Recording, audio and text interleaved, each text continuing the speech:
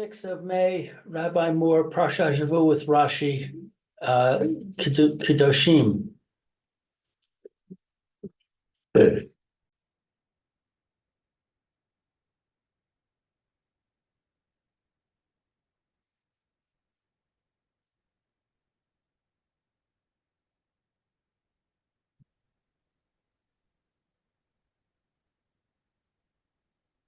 Yeah. Okay, let's go. We're in the middle of the Rashi. Yeah. Did you have any contact with the mayor? Yes. He said he has a conflict with his minion. It's his mincha. I see. They changed his minion time to be now. So he said he was This is just trying. Ben Hazmanim? What? This is just now Ben Hazmanim?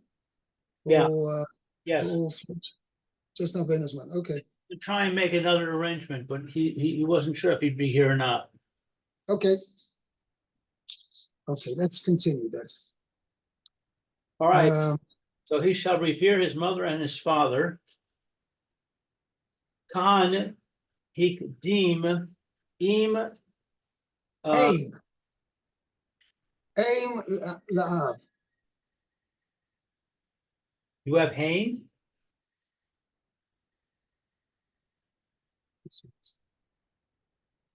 I have Aim la'av. none. He puts the mother before the father. It says, Ish imoy va'oviv tiro. Each man shall revere his mother and his father. She puts the mother before the father.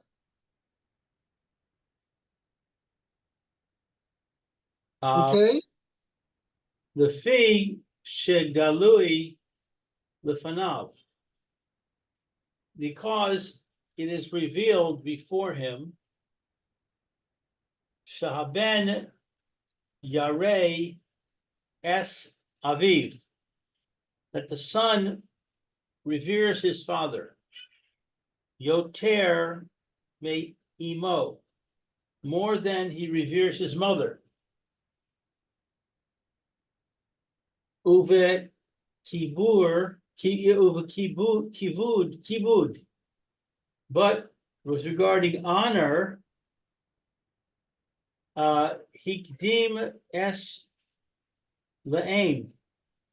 Ikdim av. Hikdim av. Le'aim. Le'aim.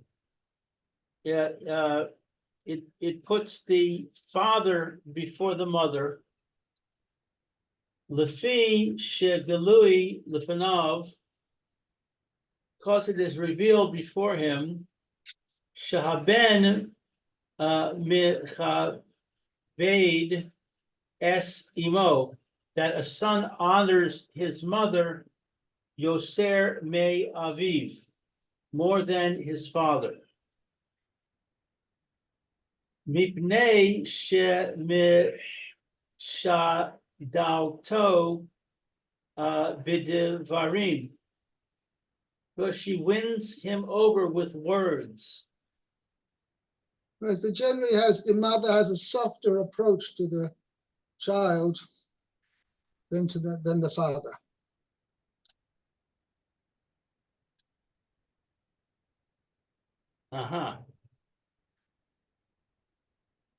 Okay. The S shibaso sai.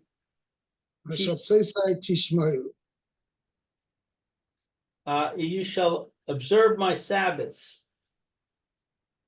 Samach shemiras Shabbos. So it has juxtaposed Shabbos, the Mora Av, to reference for one's father. Lomar, to say, Afal pi she's har ticha, even though that I instructed you al mora of, about revering your father. Im yomar lecha, if your father says to you, Chalel es Hashavas, profane the Shabbos, al tishma lo, do not listen to him. V'chein bishar kol hamitzvos, and similarly with all the other commandments. Ani Hashem Elokeichem, I'm the Lord your God. Ata ve'avicha chayavim bichvodi. Mayor's coming. Let me let Mayor in here. Okay, so you and your father are both obligated in upholding my honor. Lefichach, therefore, lo tishma lo, do not listen to him. Levatel es divarai, you cancel my words. Ezahu Morah. Now, 1 second. Okay, that's period. Okay, so basically, till now, that's why, wherever you find the terminology, Ani Hashem Elokeichem, it means beware that I am Hashem your God, and therefore, so he's saying over here, it means Atov avicha chayavim bichvodi. Both you and your father are required to honor me. So therefore, if your father tells you, desecrate the Shabbos, chas v'shalom, okay? So you are obliged to listen to God, and your father's also obliged to listen to God. So how can the fact that the father is telling you don't listen to God, desecrate the Shabbos, that cannot supersede your obligation and your father's obligation to keep Shabbos, not to desecrate the Shabbos.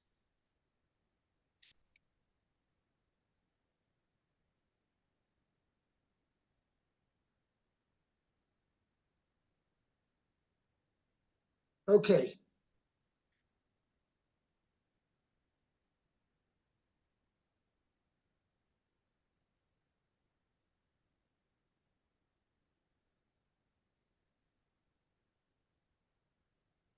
Now, Rashi now goes on to explain, it's interesting that there's two mitzvahs. There's one is mentioned over here, Ish imoy va'aviv tira'u, that one should revere one's parents. And there's another mitzvah of honoring one's parents. So what comes under the title, under the category of reverence, and what comes under the category of honor? Okay, so here Rashi says, Ezahu Morah, this is what is what is considered reverence. Lo yeshev b'mekomo, do not sit in his place. He must not sit in his place. V'lo yedaber b'mekomo, and do not speak in his place. V'lo yistor es divarav, and do not contradict his words. Yeah. The Ezahu kavod, and what constitutes honor? Ma'achil, excuse me.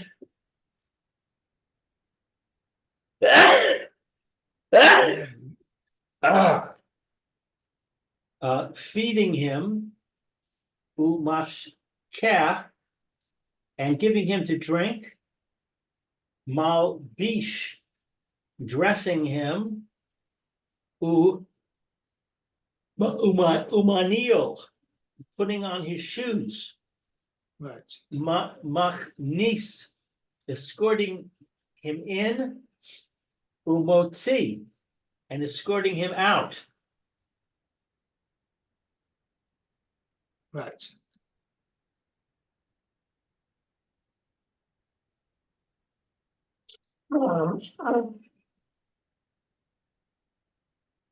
Yeah. So it's interesting that actually listening to what your parents ask you to do, child is supposed to listen to his parents. What category does that come under? Reverence. Right. Correct. Comes under reverence, not under not under honor. So people say, but listen to your parents, kibbud av v'ein.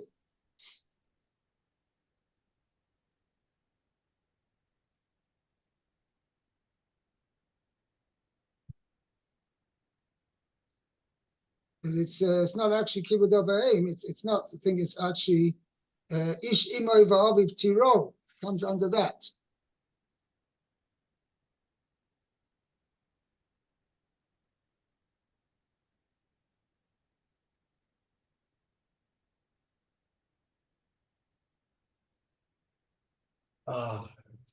Okay.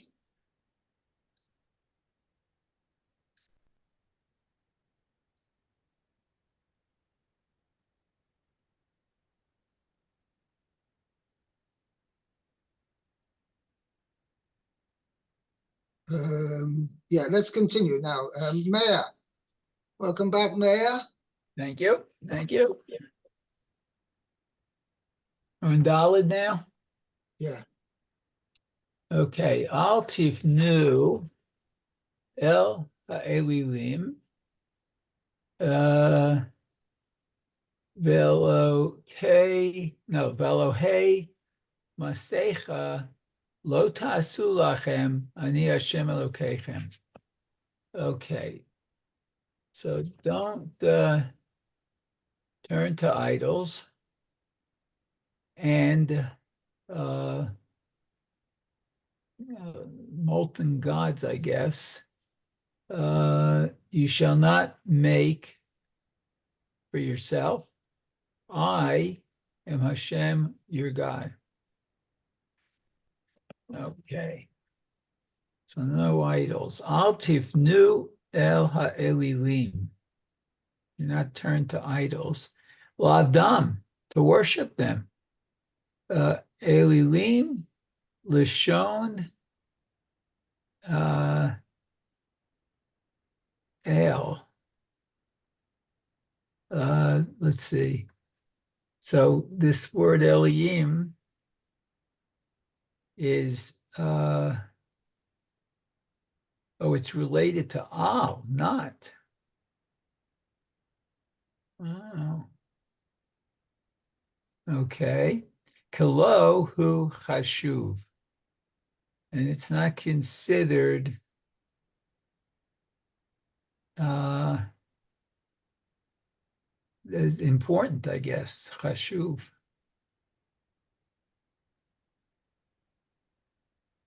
Okay, and then it says Eloihu choshu. Right? That's why Elilim. kilo, right, kilo. It's not. Elohu choshu, meaning Elilim, why is it called an Elil, an idol called an Elil? It means it's like nothing. Nothing. Okay. Let's see. Velohei masecha, that's molten gods. Tehilatan elilim hain. So in the beginning, they're nothing.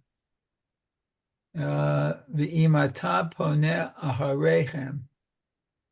And if you turn to them, to follow after them, turn after them. Sofecha la sotam Elohot. Okay, so your end is to make them gods. Oh, so you're actually making them into these things into gods. Okay. Because they're non-entities, basically. Okay. Next Rashi. Lo ta'asu lachem. And you should not make them for yourself. Lo ta'asu la'acherim. Oh, and don't make them for others. Velo acherim lachem. And others not for you. So don't make them for you. Okay. But you're not, lo yisasu, you should make lochem. Lo yisasu la'acherim, okay? You shouldn't make for others, and also v'lo acherim lochem, and not others for you. And not others for you. Rashi is pointing out there's really two prohibitions here. Ah, There's right, lo yisasu, so you shouldn't do, you shouldn't make them, right. right? Meaning Mhm. the halal, Correct. for yourself and not for others. Mhm. And also lochem, they shouldn't have them for yourself. You shouldn't have others make them for you. For you. Wow. Okay. Let's see. Ve'im tomar, and if you would say, lo ta'asu la'atzmechem. Maybe the Torah is just telling you, well, you mustn't do just only for yourselves. Mhm. Avol, Oh, aval acherim osim lachem. But others should not make for you. Okay. no, others may make for you. Oh, may make for you. Harei kvar nema. About that it already says, lo yeh lecha. You must not have, you must not own, you must not have idols. Lo yeh Ah. lecha Elohim acherim. Okay. Let's see. Shelcha v'lo shel acherim. Not yours and not from others. And not from In other words, others. it's forbidden to own idols. Uh-huh.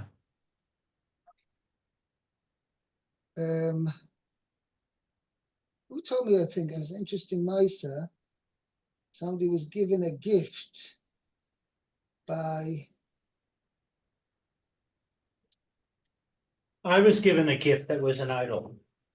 oh, you told me this. Yeah, Yeah, you had this story. yeah, it was, we used to have, foreign students. We worked with a school that taught English to foreigners. We're here in Israel. No, it was in America.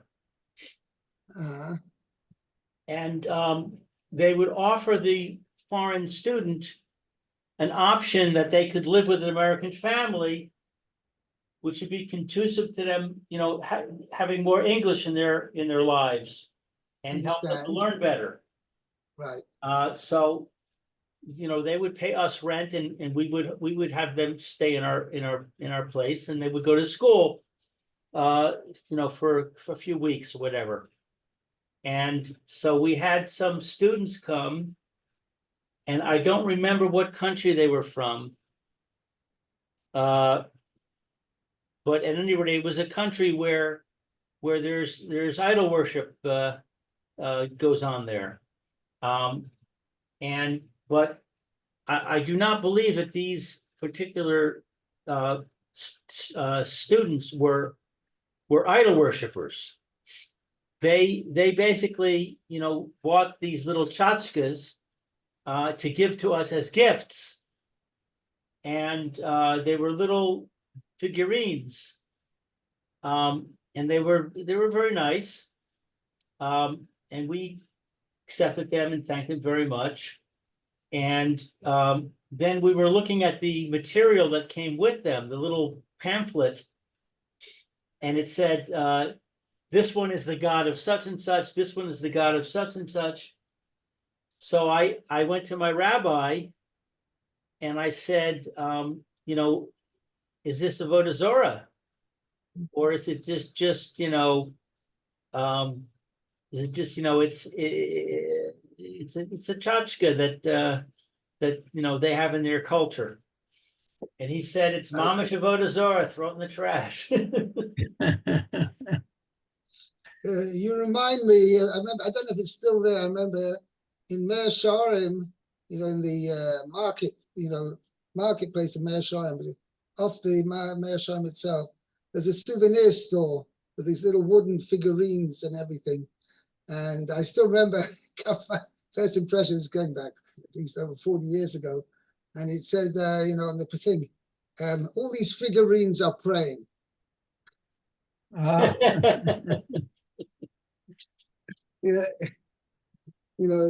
Tried to cut these the tourists. Okay. Okay, That's I funny. on it. It's forbidden even. So you see from over here that it's even forbidden to own, even without any idol worshipping intentions. It's forbidden to own idols or figurines, as you say, which are used for idol worship. Hmm. Okay, Are you permitted to look at them though? if it's not forbidden, not to have hana, even to look at them, even to have hana, technically could be permitted. Oh, Because but not curiosity. I mean, where I okay, used where I used to so the live. Gemara says that Yeah. kol mare v'reach ein behem mishum meila. To hear the sound of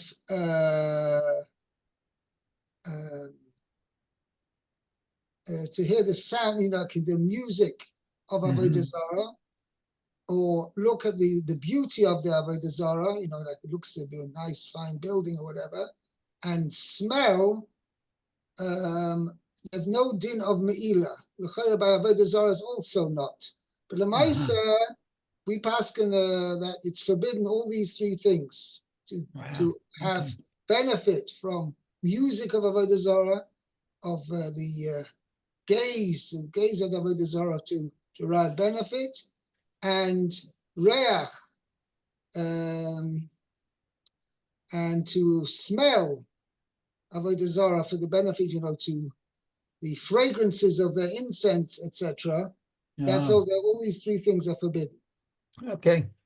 I was just curious because where I used to live in the United States, on the way from when I traveled to Princeton, New Jersey, at some site, they had like a 50-foot tall Buddha. Oh, wow. And you sort of couldn't miss it. Yeah, okay. To actually see it is not necessarily, but to Okay. gaze at it, to derive benefit from that, that's Right. forbidden. Well, I was driving, so I couldn't really get any benefit anyway. But okay, thank you. Okay, let's go on. Did we finish? Yes, that's No. let's see. Oh, so yeah, we finished the pasuk here. Yes. Okay. Pasuk hey, Lou. Okay, let's see.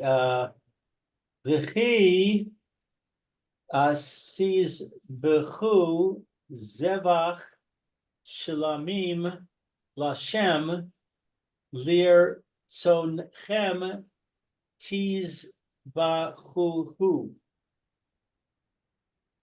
When you slaughter a sacrifice, a peace offering to Hashem,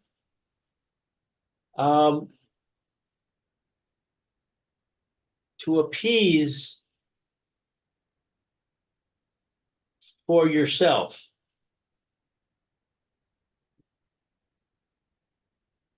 Okay, let's see if we have a Rashi here. Yeah. Ki tiz b'chu v'gomer, etc.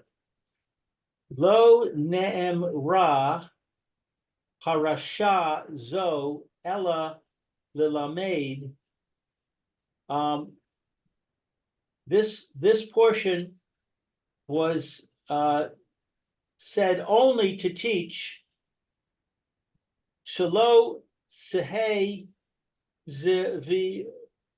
Chasan Ella, that you should not, should only slaughter the peace offering al minas lehei achel, with the intention that you're going to eat it. Besoch hazman hazeh, within this time. So I.e., what the he's saying time is as stated in the follows. verse. She'im lik boa lahem zaman achila. For if the verse only means to fix a time period for eating them, i.e., to set a time limit within which they must be eaten, hare kavar ne'amar, we see then that it's already been stated. Ve'im neder o nidava zevach karbano v'gomer. But if the sacrifice of his offering is for a vow or a donation, etc.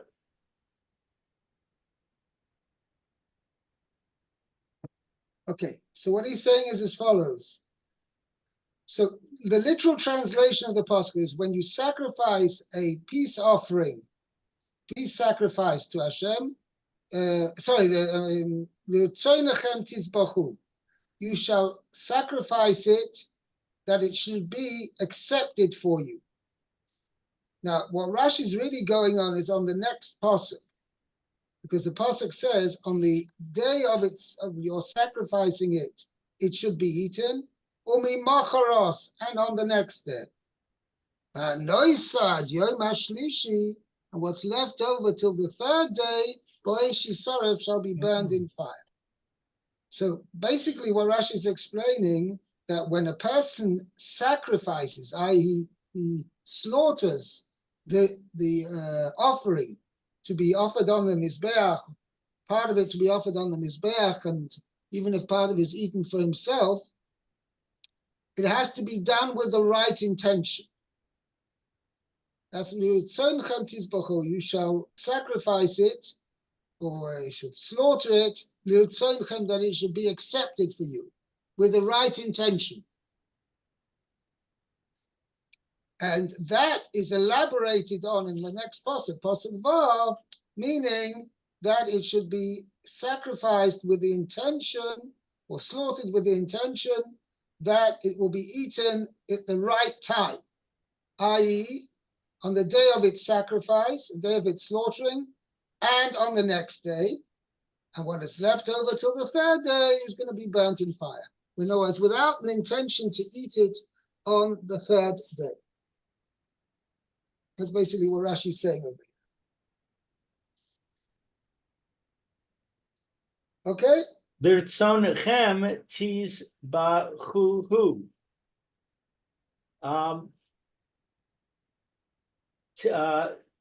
Techilas zevi so, the outset of its slaughter. Tehei al minas should be with the intention nachas ruach, of the contentment of spirit. That should be pleasing, right, to Hashem. Sheyeh lochem l'rotzen, that it should be accepted for you.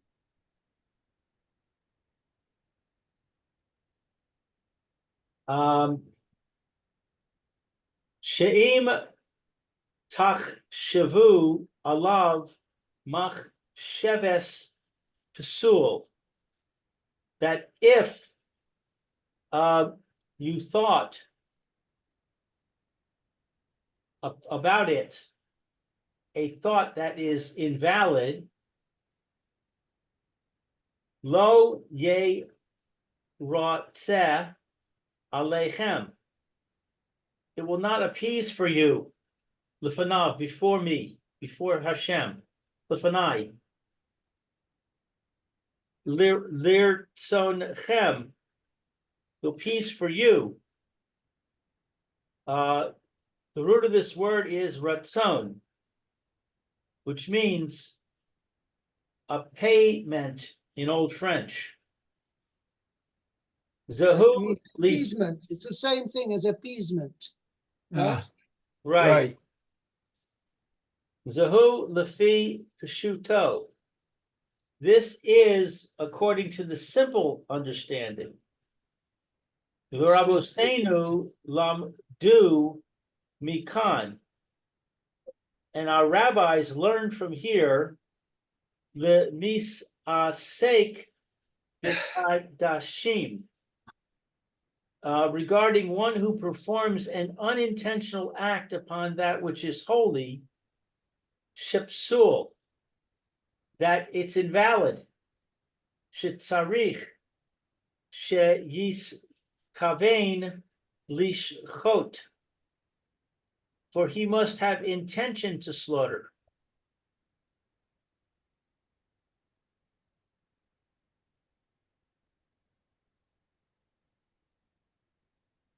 Yeah. Meaning, if you know, it must be done in a way that you are of full, you're fully aware of what you're doing. That's li'utzonchem. That's what it means in this context. Okay.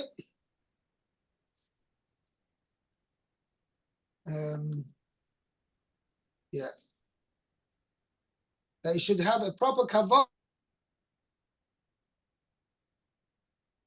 Oh, we just lost Rabbi Moore.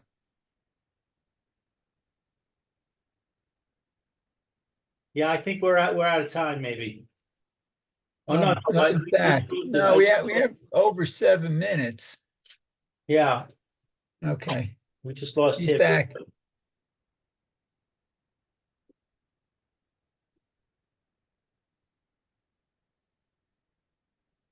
Am I muted? Okay, it's a mutiny here. Yeah. I'm okay. Well, we'll stop here and Be'ez Hashem pick up again here tomorrow. Okay, Fine. Yeshikayach. Okay, thank you, Rabbi. Thank you. Very good. Have a good day, Lou. You too, Mayor. Thank you.